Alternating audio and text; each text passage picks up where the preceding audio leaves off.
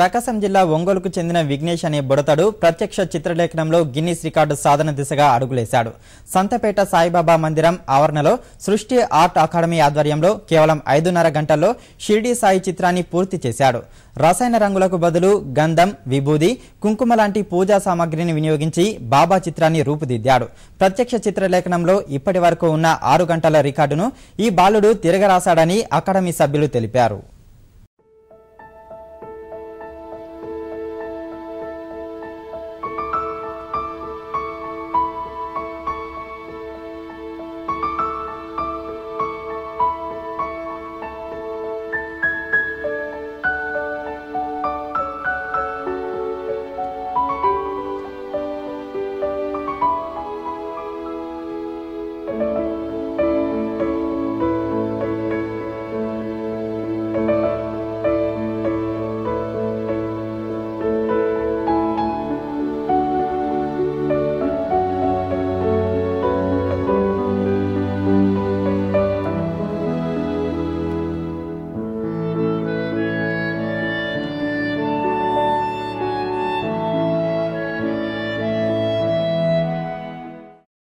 నేను 8 సంవత్సరాల బాబు ఈరోజు ప్రపంచ రికార్డు కోసం మన 3x6 సైజు క్యాన్వాస్ పైన ఇది గంధం, పసుపు, ధూప్ స్టిక్స్, విభూది వాటన్నిటితో కలిపి షిర్డీ సాయిబాబా చిత్రాన్ని ఈరోజు ప్రపంచ రికార్డుల కోసం చేయటం జరుగుతుంది.